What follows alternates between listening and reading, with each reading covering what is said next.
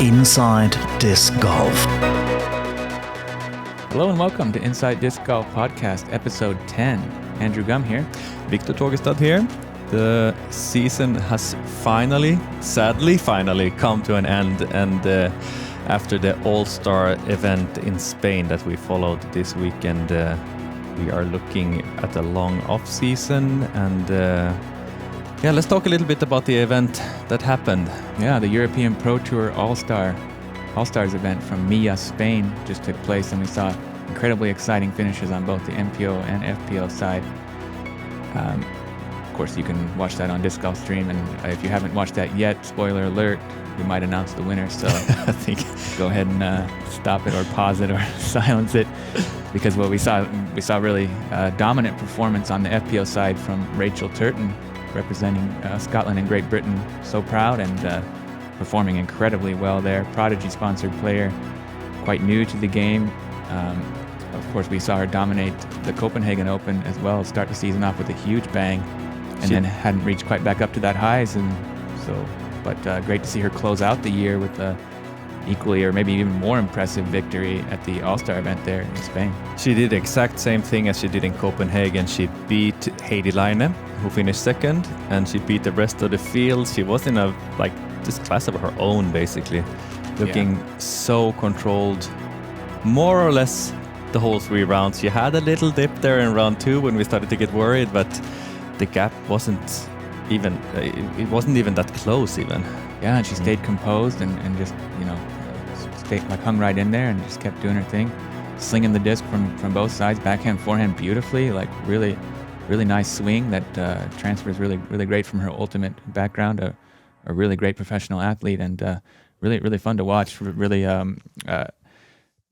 professional and great sportsmanship, just a really, really wonderful new player on the scene. Yeah, such a big surprise for me. I had never heard about her name even before getting to Copenhagen earlier this year, and has been so much fun to follow her. And as you just said, she's such an athlete. She's so great at so many aspects of the game. She has that mental strength. She has the athleticism. All kinds of throws, and it feels like she's having fun out on the course, getting better and better every time we see her. Even, of course, she struggles like everyone else, but she's learning the game still. And I'm almost scared of thinking how good she can become in a few years. That's the thing. She's going to commit more to Disc Golf Tour next year, and incredible potential. Really excited to see what next year brings. And congratulations to Rachel Turton on that huge victory there at the European Pro Tour All-Star event. We are going to talk more about her, and hopefully with her also in a future episode. We have to wait and see what happens. But today we're going to talk with another winner from the All-Stars event, and let's talk a little bit about the MPO also. Winner, of course, the Czech Republic represent Jakub Semerád, and not a big surprise, but the way he did it was just fantastic. Very impressive. Of course, he's the world champion putter, and also won the PDGA Euro Tour overall points title. Also really well known for that second place finish where he took Greg Barsby into the playoff at the PCS Sula Open. Toured pretty extensively in the U.S. But yeah, this was a really big breakout win for him on the top stage, and we're lucky enough to have him coming in as a guest today. So we'll be dialing him up shortly, but let's talk a little bit about what we saw. We saw Jakub Semerád day 1. He looked unstoppable. He had a big smile on his face the whole round, and the birdies just came hole after hole after hole, and not a single mistake. Finishing at 12 under par day 1, and that rating was at 1081, the second highest rated round he has ever played. And we were just smiling and sitting here with open mouth and just gaping at the performance we were following. Well, it was a masterclass display of disc golf skills, and seemed like pretty much perfection. Out there in the mountains, considering like the greens are all quite tricky. He didn't seem to be in trouble at any moment, basically. Yeah, on a difficult course like that, to be able to avoid mistakes in that way, and at the same time also get so many birdies. I didn't think it would be possible. And of course, the wind wasn't maybe the strongest on day one, but it was still very much a factor. And he had no issue whatsoever with that. And then he just kept on rolling the second day. Yeah, wire-to-wire victory for both FPO and MPO winners there. So really impressive performances, and very exciting to follow along live on Disc Golf Stream. Of course, we should mention the other players in the top 3 also. Second place, shared second place, Mikael Räsänen, first of all, the winner of the EPT X event the weekend just before. So the same 2 guys in the top, Jakub Semerád and Mikael Räsänen, but this time Jakub was the one who took the win. And kind of a surprise also, maybe not the player I was thinking most of would be up there in the top, but he's a quality player like so many others in the field. So yeah, there was a really long list of really impressive players, but really nice to get himself up on the podium. Shared with Daniel Davidsson, who was played really well all event as well. Finally, Daniel is able to put together 3 really solid rounds, and he looked very similar to what he did at the beginning of the season in Copenhagen. And we have seen those glimpses coming from him all year long. Hasn't really been able to really connect 3 good rounds in a row, but this time he really did so, and he pushed Jakub all the way to the end. Yeah, so true. There was another player on the podium as well. Yeah, Niilo Hongisto. I still am not sure if he's 16 or 17. I have heard a few different. We'll have to confirm later, but he's definitely a teenager, definitely a young new player on the scene, and performed incredibly well there at the first international competition of his career, and got himself up on the podium at the All-Star event. I think I'll never forget that huge forehand on what hole was it? That 165-meter hole that he just overshot it by about 20 meters almost. And then he banged in a putt from about 20-30 meters also, like insane. Downhill. That was if you have that kind of qualities as a teenager, what will happen to him in a few years? Insane highlight birdie and enormous potential from him. And he seemed very calm in front of the cameras, and very, very professionally behaved. I was very impressed with young Niilo Hongisto. So a player to keep an eye out for. And that was his 5th ever PDGA event that he has played in his life. And quite good. That's pretty good. Yeah, not so many other players could match that, I have to say. Yeah, we've been so lucky to have so many new stars born on Disc Golf Stream this year, and that's one of the great things about having this kind of media coverage. We get to highlight all these really cool storylines and new players emerging on the scene. That's right. And now I think we have a guest who's waiting for us to want to join us here on Inside Disc Golf, Jakub Semerád. Inside Disc Golf. Hello and welcome to Inside Disc Golf, episode 10. Today we have a very special guest from Czech Republic, Jakub Semerád. I'm Andrew Gum. And I'm Victor Tågestad. So happy to have you with us, Jakub. Yeah. Right. Are you still in Spain? Where are you? Yes, hello guys. I'm still in Spain. Awesome. Yeah, and I'm gonna leave on Wednesday. Okay, a few more days in the sun. That's great. If you don't know, Jakub just won the European Pro Tour All-Star event, the first ever edition of that. He's a 10-14 rated player from Czech Republic with 22 career wins, and also the world putting champion, 2-time Jelenic champion, 2-time Pro Forester champion. Also had a really big paycheck there in Sula, pushing Greg Barsby into the playoff, which was a really very entertaining performance there as well. Lots of other accolades. Quite notably, that tied for 4th at the European Championships last year in a really stacked field. So we're really, really happy to have one of the top players in Europe on the show with us today. And congratulations on all the success.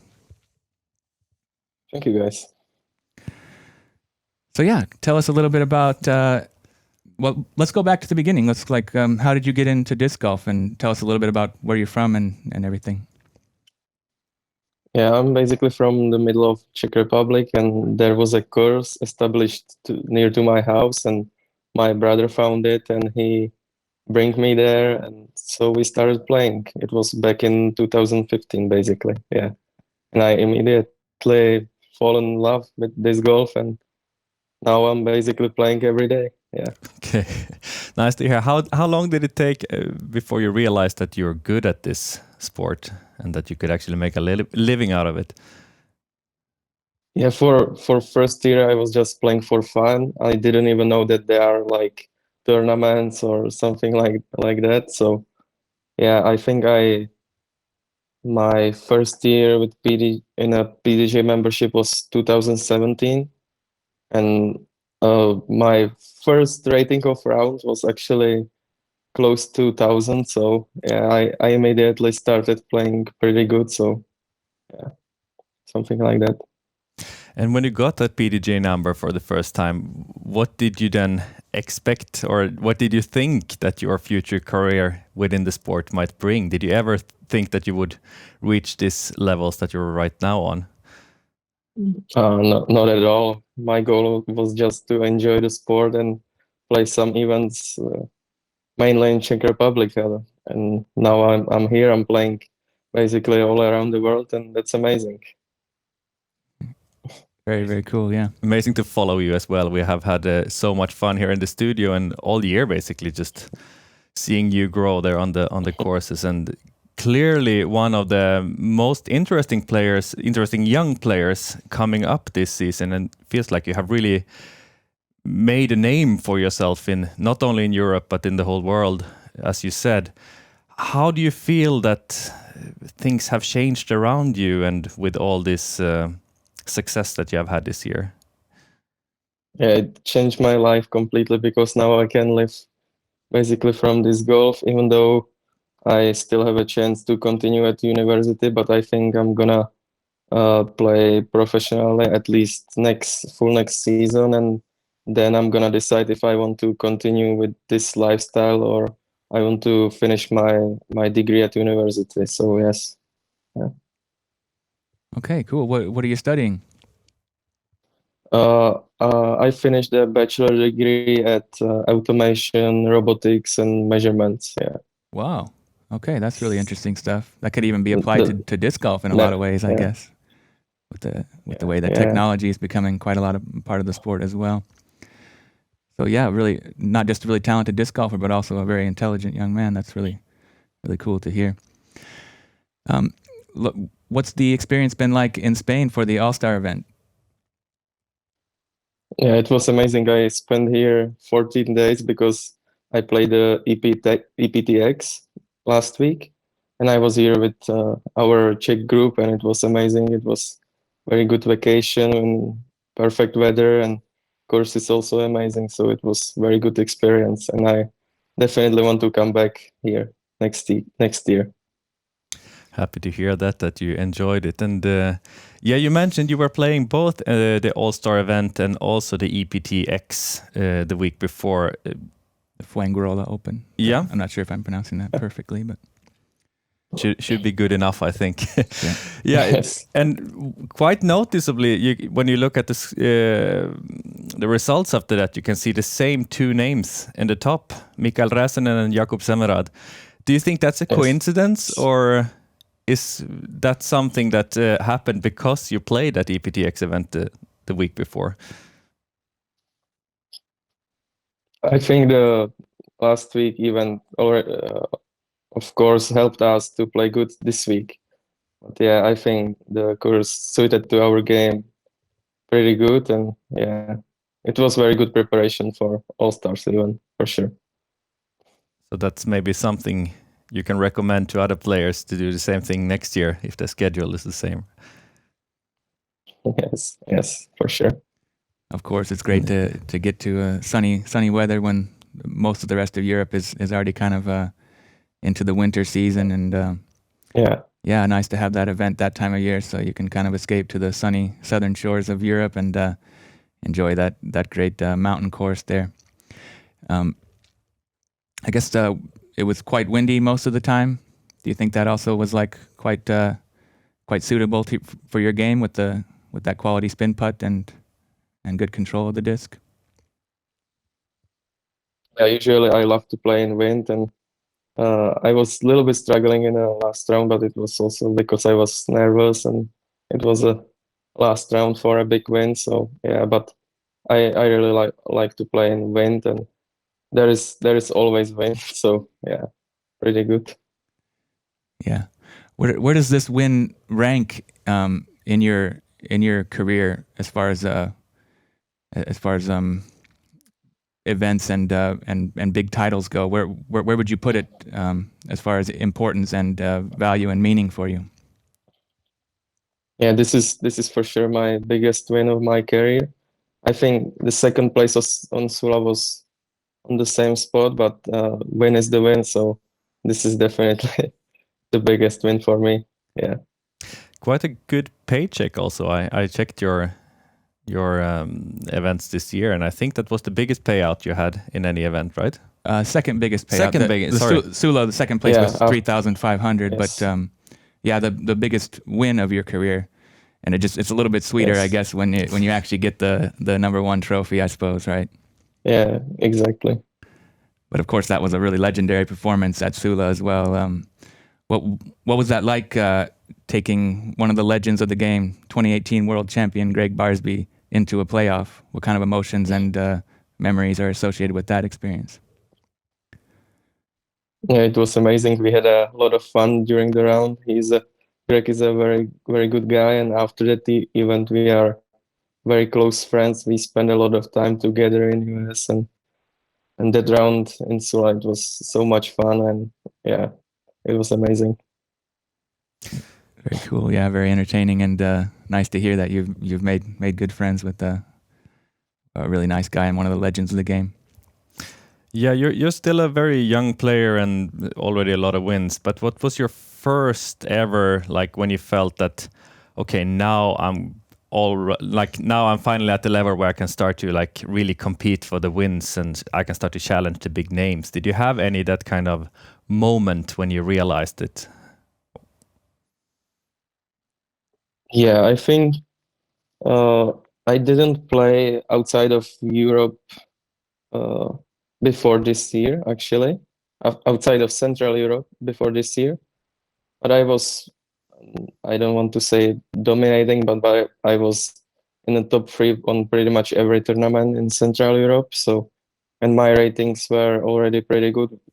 For example, I averaged 1,040 something in a whole tournament in Central European Championship, but there was no other like big names. So yeah, at that moment I was pretty much sure that I can play with all players all around the world because this is a pretty good rating and I can win a lot of tournaments with this. So yeah, but I think the first tournament that I realized that I can challenge them head to head, it was the European Championship. I think last year in Konopiste. Yeah, when I ended up on fourth place. Yeah, that was a very, very impressive performance and result there. Really stacked field. I mean, I can't think of. I mean, I guess that's the first time I became aware of you, and to see the names behind you in that list. You know, it's some of the cream of the crop for disc golfers, not just in Europe but across the world. So I mean, I guess that was like a really good confidence builder for you to beat so many great players at that big event. For sure.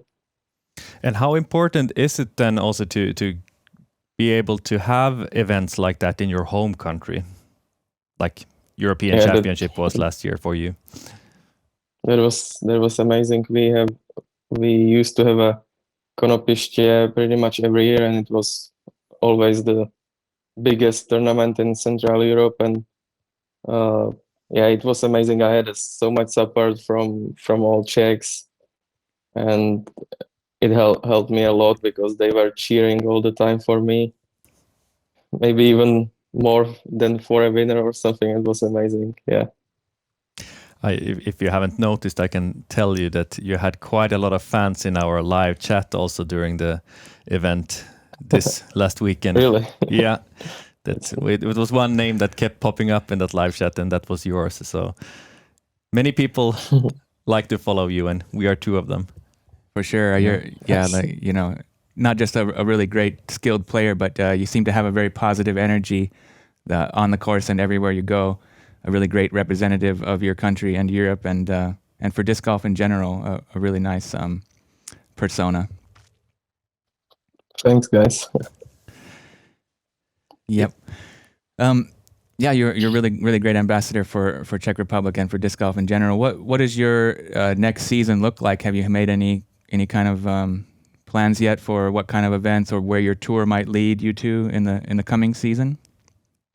I'm still not 100% sure about my schedule, but probably I'm gonna start with 3 months in US, then 3 months in Europe, and then come back for the rest of the season to the US. But I didn't check the exact events that I wanted to play. So yeah. Yeah, plenty of time. I'm still not sure. Still, just barely finished this season, so I guess it's time to take some much needed rest. What is your off season going to look like? Do you have any idea about that? Yeah, of course I'm gonna practice a lot. I want to practice a lot of putting. Maybe change my form a little bit because it's not 100%. It's still not on 100%. And I also want to go to the gym at least for a little bit. I actually didn't really practice in off season because it's always very cold weather and we don't have that many like inside spots where you can putt or drive. So I hope that I'm gonna find something this year and I will be able to do some inside practice. Yeah. Interesting to hear. Of course, you're an extremely skilled player and very well-rounded player with a lot of good skills. But in what aspects of your game do you feel that you have the most potential in getting even better? I think I can still improve my distance and on backhand and forehand, and I can also. Usually, I'm struggling with like 50, 60 meters backhands because I don't have enough touch for this shot. So yeah, I think that would be nice to practice it, and that's possible to practice it also in an inside hole or something. Yeah. Yeah, if maybe there's like an indoor football training place or something, if there's any chance to get a basket in there, maybe, or I guess that's exactly kind of something that happens a lot in Finland with the deep dark winters. A lot of indoor training for the serious professionals, I guess, and even for just club members like you've done that as well, right? Yeah, hopefully I will be able to improve on my form a little bit during this winter as well, even though I'm a bit older, but I haven't given up yet. But it's really cool to hear that, even though you've already achieved a really high level of success, and you're obviously one of the best players in Europe, but you're not fully satisfied with your game, and you're really motivated to make improvements and work hard in the off season. So I think that really shows what kind of competitor you are, and what kind of the heart of a champion that you have. So it's really cool to hear that you're still looking to raise the game to another level, and very impressive that you have that drive. Thanks. Yeah. How about injuries and taking care of your body? Is that something that you have been thinking about or experiencing, or any? Yeah, I wasn't injured from this golf already, so I'm very very happy about it, and I'm trying to do everything to not be injured, and I think it comes together with a lot of gym and other things. So I want to do it more, but yeah, I hope I'm not gonna be injured. Yeah.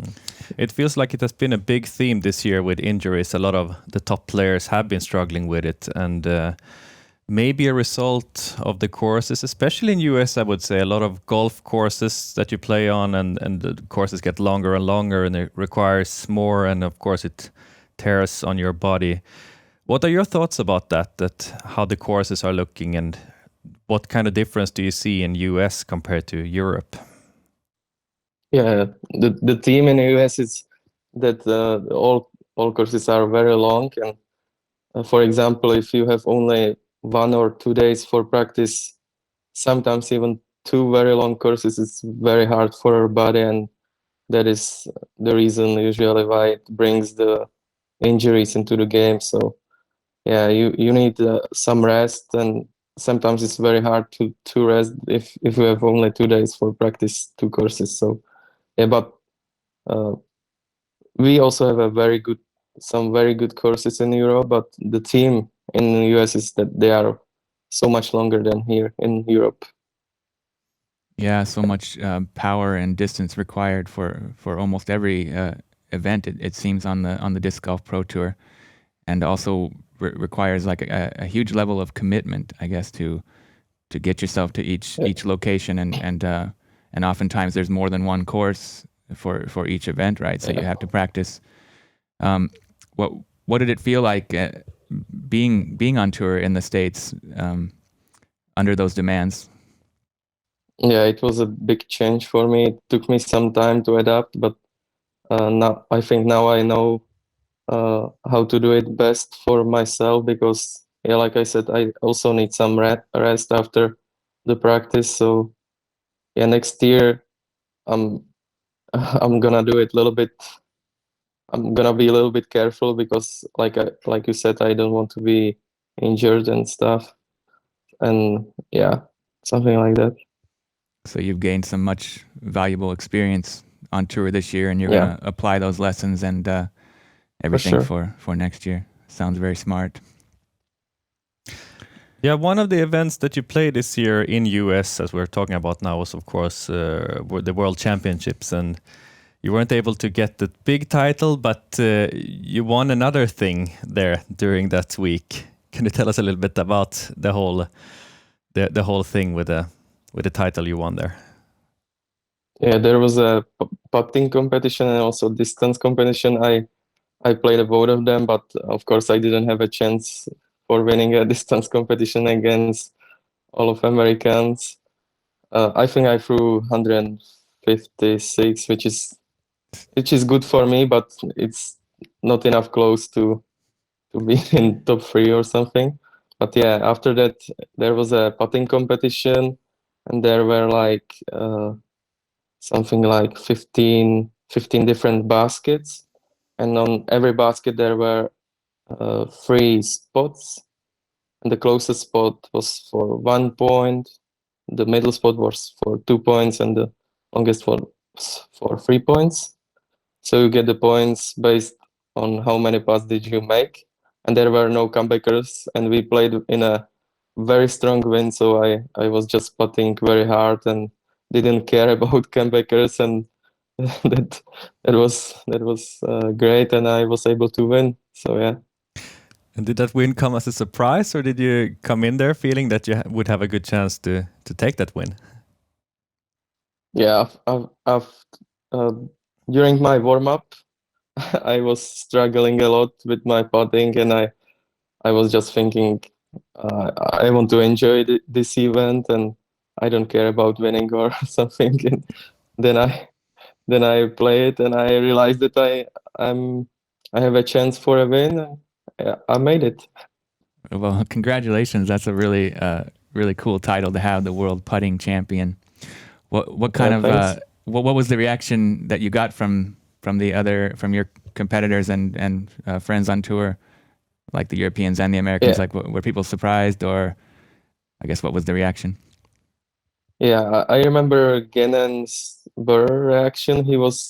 When he asked me how many points did I have, he was very surprised that I beat him and that I won the tournament. So it was pretty funny, and yeah, I got a lot of messages, of course, from Czech people. They were very happy for me, and yeah, it was pretty good. You also got some cool stamped disc from your sponsor Latitude 64 from that, right?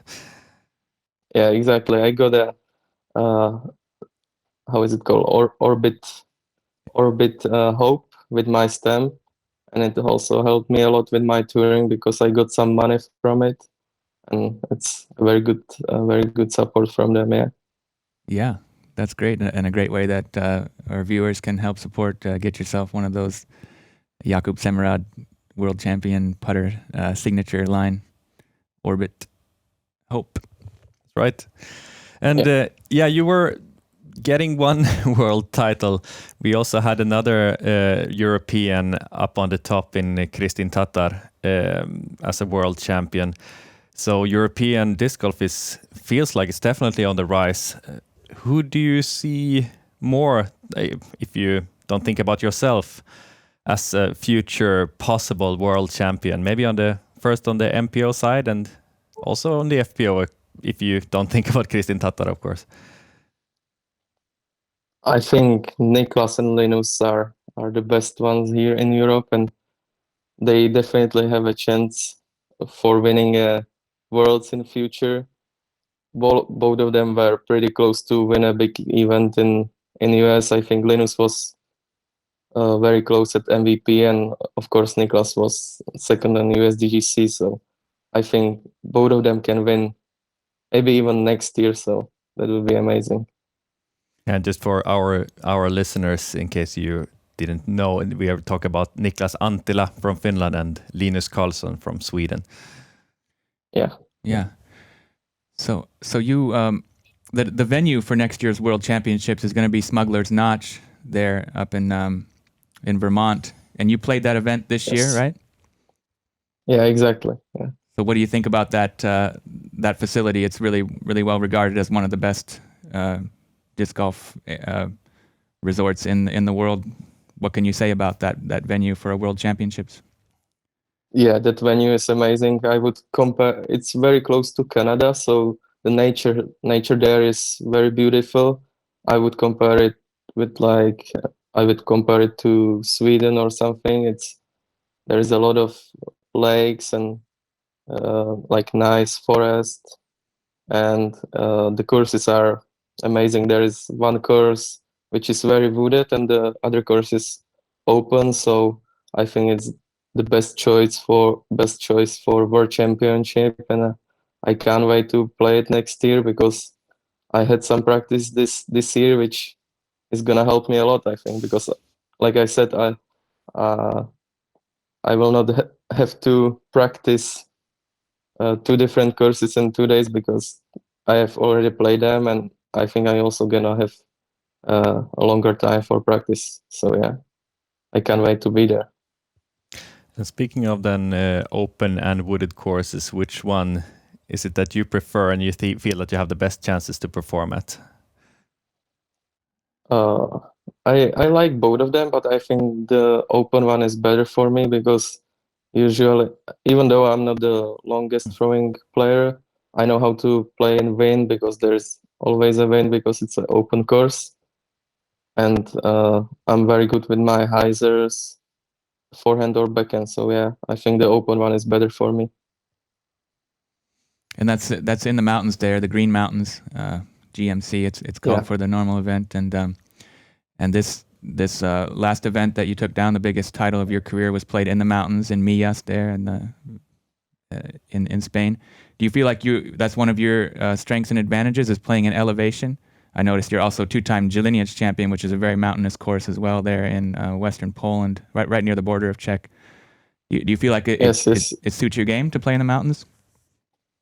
Yeah, usually I'm playing very good at mountains. We also have a very big tournament in Czech Republic in mountains, and it's called Moravian Open, and I think I also played very good in that tournament every time, and yeah, like you said, it suits to my game very good. Yeah, great. Really looking forward to the World Championships next year, and we'll be rooting for you for sure. Thanks. I'm still a little bit curious. You mentioned earlier, let's go back now to speak a little bit more about the All-Star event that you just won a few days ago. We saw you on day one. You looked like just a bag of money, like so happy on the course, and you looked like you had a lot of fun there. Very similar day two. And then maybe that smile was not as big on day 3, and you mentioned that you were a little bit nervous. Tell us a little bit about your feelings out there on the course, and if that is the case. I had a hard time to put my disc in a circle. I didn't have too many chances for birdies, and if I had one, I missed my putt. So I was like, "What I'm gonna do? I don't know what to do to to make some birdies," and I was very struggling. And then I checked the U disc, and I think some guys from chase card or even the third cards were pretty close to me, so I started to be a little bit nervous.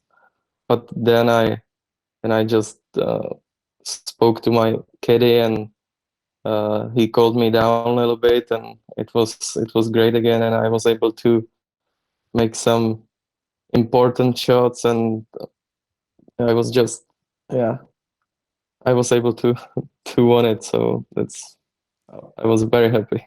Yeah, you In really the end. clutched up there at the end and got some really much needed birdies when you really needed them, and were able to hold everybody off. But it was really, really exciting to follow it along live here in the commentary booth, and I'm sure for the audience across the world, because we did have some really serious charges coming from the third card. Particularly was it Matias Vilota, who was at one point like I think 8 down through 9 or 9 down through 10, I don't know. No, it was on 10 the catastrophe happened. Yeah, there.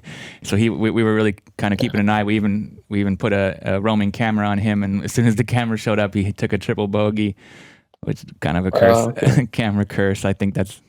But also, yeah, from the chase card, there was a really solid play going on, and particularly from Mikael Räsänen, who ended up taking being in that shared tie for second. So yeah, really exciting finish. After day 1, we thought maybe you were gonna just kind of run away with it, though. You didn't really make basically any mistakes. It didn't seem like. We were lucky enough to follow you all 3 rounds on the live coverage on Disc Golf Stream. If you haven't seen that yet, make sure you go check that out. But yeah, that 12 down course record 1081 rated first round was incredibly impressive performance. Where does that rank in your career as far as best rounds that you played? Yeah, just by the rating, it's my second best rated round, but I think it's like on the same level like the first one, because it was also very important round at Sula. So yeah, I think those 2 rounds are two my best rounds in my career. Yeah. The 2 that stand out the most, yeah. I guess Sula is quite mountainous as well, right? I didn't even mention that when I was talking about your skills in elevation, but isn't there quite a lot of elevation change on some of those?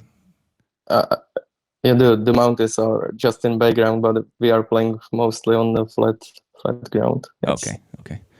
But anyway, yeah. So that first round was really amazing to watch, and yeah, the course record, like I said, and then you had a 4-stroke lead after day 1. What did that feel like to go to bed that night with a really pretty comfortable lead in a big All-Star event? Yeah, it was a very good feeling, but I knew that it's still not enough. I still have to play my game and not think about other players that much. Just need to play my game and stay calm, and that's what I did, at least for a second round. And yeah, I was able to win it. Yeah. How much do you keep track of what the other players are doing out there on the course, and how much are you checking the scores during a round? Yeah, I'm usually checking scores a lot, but I'm doing that also when I'm practicing. I'm always counting the strokes, and I think it's the best thing is to do the same thing what you are doing in practice. So I think it's a good thing for me, because it keeps me focused, and yeah. And how do you feel about playing in front of cameras? We are lucky enough to have live coverage on every event here on the European Pro Tour. And is that something you like, playing in front of cameras? Yeah, I like it more to play under the cameras than just a regular round. So because, like I said, it keeps me a little bit more focused and more motivated, and that's what I like. Is that something you notice that you have an advantage compared to other players, that you are comfortable then in front of cameras compared to many other players, maybe? Yeah, I think it might be my advantage because I'm very used to play with cameras, and yeah, I like it a lot. It's good. Then try to get yourself up there on the lead cards, and we'll love to have some cameras on you here on Disc Golf Stream. For sure, yeah. You put in a really solid 8 down on the second day, and then you had 5 strokes going into the final round. And were you surprised to see the young Finnish player Niilo Hongisto there on the lead card with you? Did you know who he was before? No, I didn't know him before, but I was very impressed about especially about his forehands.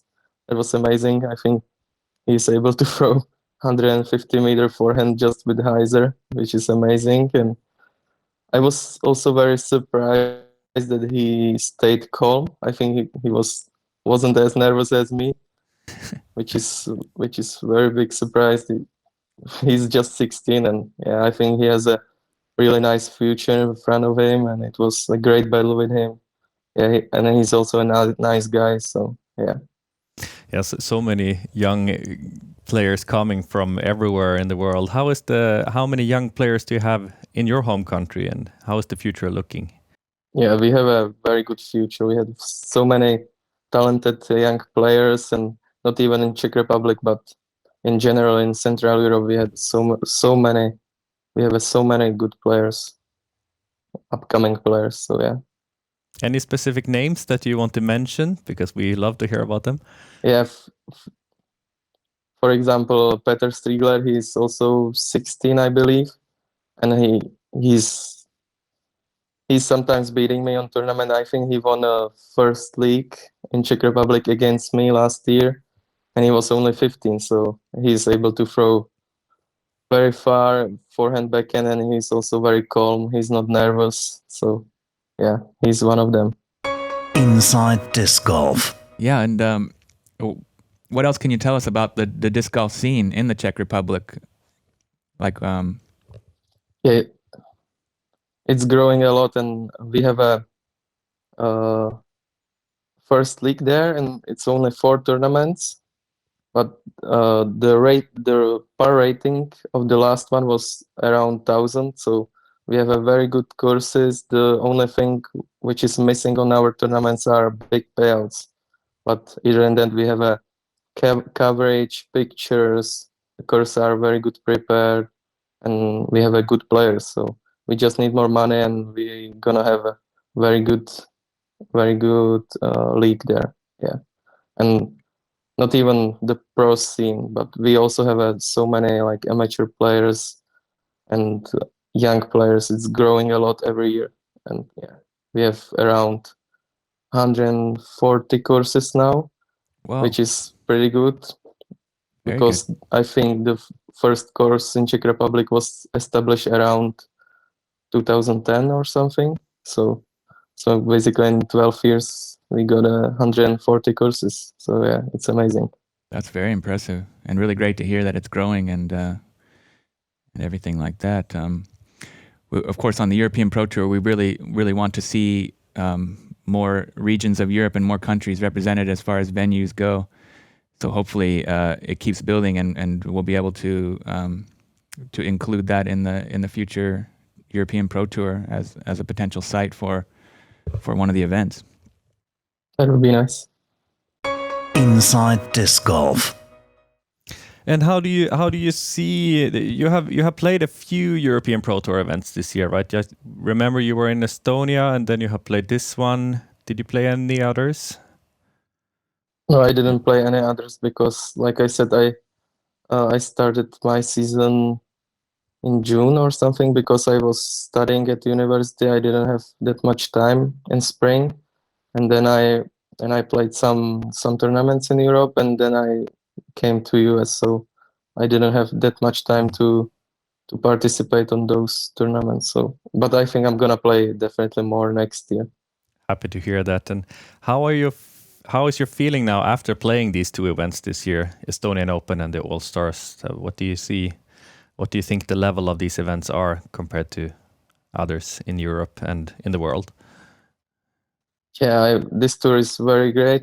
I would compare it to this Golf Pro Tour. The standards are very high, the courses are very great, and this tour has the biggest, I would say, the great players in Europe. So I think it's very good tour. Yeah. Yeah, it's great to hear. What can you tell us a little bit about? We weren't exactly sure in the booth here what that blue disc you were throwing was. It a stiletto that you were kind of like really? I'm thinking. Yeah, that was a Opto X Ballista Pro. Ballista Okay, Pro. was that? Yeah. Series. Okay, yeah, because we weren't quite sure. It was Yeah, like seemed like it was gliding a little more than a stiletto to me, but you were really controlling it very well in the wind, and I can think of that one highlight that you parked it right under the basket on that one hole with a really low kind of flex line. But we were really impressed, and it seemed like every time you pulled that disc out, there was a highlight coming up. So we were kind of curious what that was. And yeah, it's a very good disc. It's very domey, very glided, but also super stable. So it's very good in wind. Yeah. Yeah, really, really amazing. What's your relationship with Latitude 64, and like, are you under contract? How long are you under contract with them? I had only a contract for 1 year, but I'm gonna have a video call actually with them on Thursday. So I'm still not sure how the next season is gonna look like, but most likely I'm gonna stay with Latitude. So yeah. Okay. Yeah, I think they would be stupid to let you go at this point. It feels like the sky is the limit for you, and I'm sure that they are selling a lot of discs if they put your name on them. And yeah, it was really, really cool to see those discs of yours flying in the wind. And what kind of discs do you prefer throwing? Like you say that you like those overstable Ballista Pros. Do you have any other kinds of disc that you feel that you are performing well with? Yeah, I think I like mainly the very overstable discs like Stiletto, Enforcer, and that Ballista Pro. But for those discs are not very good for like a very big distance. They are just reliable in wind. For my distance, I'm using my Rives, Orbit Rives mainly. So yeah. Nice. How about fairway drivers? What's your go-to? Yeah, I'm using mainly my Explorers, Getaways, and Felon for my stable shots, and I also have my Anchor, which is stable mid-range, and it's similar to my Blue Ballista Pro. It's like doesn't have that much distance, but it's very reliable in wind. So yeah. And I'm putting with Hopes, and I'm using for my approaches mainly my Harps and Justice, and that's pretty much my bag. It's pretty simple. You have quite a few discs to pick from when playing for a Trilogy brand like that. Is that a good or bad thing? Because I can imagine that there are so many similar discs also in their lineups. So is it hard to pick sometimes? Yeah, sometimes it's hard to pick, but at least if I will lose something, it's very, very, very easy to have a new disc. It's not, you don't have to have a same disc. Like you said, we have a lot of similar discs. So when you lose something, it's pretty easy to have a new one. And yeah, we are not missing anything from our lineup. So it's very good. Nice. There was one, like, I guess the final round got off to a bit of a slow start. We weren't exactly sure what was going on with. I think Oyvind's shot must have gotten lost. The disc got lost. Could you tell us a little bit about what that was like? Yeah, he threw it a little bit high, and the wind took it to the left side, and we didn't see where it landed. So we were just looking for it, and we weren't able to find it. So he had to go back to the tee and threw his first shot, which was very unfortunate. And yeah, very unfortunate. Yeah, he didn't really get off to his best start there, and it felt like that. You might need to correct me now, but it felt like the energy on that lead card after that hole one was like kind of low, or was it just that you had some nerves coming into the final day? But we didn't see as many birdies as we saw on many other cards from the lead card. Yeah, I think it was also because of wind. It was the strongest wind from all 3 rounds, and it was a last round for a big title, so the mood wasn't that good like in first round and second round, but we still enjoyed the round, and in the end we had some fun at the end, so it was good. I guess you also spoiled us a little bit this day 1 and 2 with almost too many birdies. Yeah.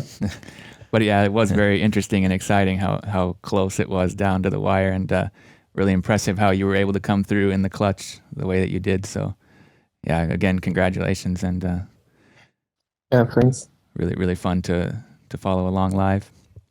Is there anything that special that you're looking forward to now for the next season, and like getting back on tour, or do you feel more like it's nice to have this break now for a while because it has been a long season? I think I'm just gonna have break for like couple days because I enjoy playing this golf so much, so I can't wait to practice and be better. And yeah, I can't wait to play in US again because I wasn't there in spring, so it's gonna be a lot of new courses for me, and I can't wait to play them and meet my friends again. It's gonna be amazing, and yeah. Yeah, it definitely looks like you're having fun when you play disc golf. You have a very bright smile and a very, very positive energy. Do you think you're heading to Las Vegas or straight to the Texas swing? I guess you said you haven't really looked at the schedule too much yet, but do you know when your season might start? Yeah, I think I'm gonna start with Waco. Waco, yeah. Yeah, straight to Texas in early March. Yes. Sounds good. Okay, do you have any more questions, or should we start to round off a little bit now? That's been a really great conversation. Yeah. I guess we could just kind of give you an opportunity to talk about anything else you'd like to, or to give any shout outs or anything like that. Is there anything you'd like to discuss or to say to anybody? Yeah, I would definitely love to thanks to my group that I stayed with here in Spain. Our Czech group, we had so much fun, and one of them was my caddy, so it was amazing. And I also would love to thanks to all of your guys who are watching this podcast, and all the viewers at this golf stream, and of course everyone in Czech Republic is supporting me, so big thanks to them. They are very great, and of course the big latitude is the main reason why I'm here, so big thanks to them, and thanks to everyone. And also a big thanks to you. And thank you guys. Thank you guys. Thank you. Very welcome. Our pleasure. Absolutely. What's your caddy's name? Johnny Honza. Johnny Honza. Okay. Yeah. A big thanks to you for coming in as a guest on so short notice now after the win at the All-Stars. Do you have any other person in mind that you think would be an interesting guest? So please share it. I think maybe Daniel Konečný from Czech Republic. He's doing also a podcast in Czech Republic, and he's growing. He helps to grow a sport in Czech Republic a lot, and he's also a great player. And his English is way better than mine, so he might be the very good guest for this show. Wow, excellent! Thanks for that suggestion, and yeah, please feel free to share our contact details with him. We would love to speak to him as well. And that's also something that all you viewers can do, of course. Please contact us with potential guests or someone that you would like to see and listen to on this podcast. You can contact us on inside@europeanprotour.com, and we will take every wish into consideration. Yeah, we really appreciate all the suggestions, and we also appreciate the interaction, and we want to provide quality content that people want to listen to, and I'm really excited about this show. Again, thank you so much for coming on. It's been a real joy to speak to you and to follow your season and your career, and we're really looking forward to many more incredible highs in the future. So yeah, thank you guys for having me. It was a pleasure. Thank you. Wonderful. I guess that's going to do it for this episode of Inside Disc Golf Podcast. I think so too. we appreciate Jakub being with us, and congratulations on that big European Pro Tour All-Star victory. And we'll see you on the next episode. Thank you very much.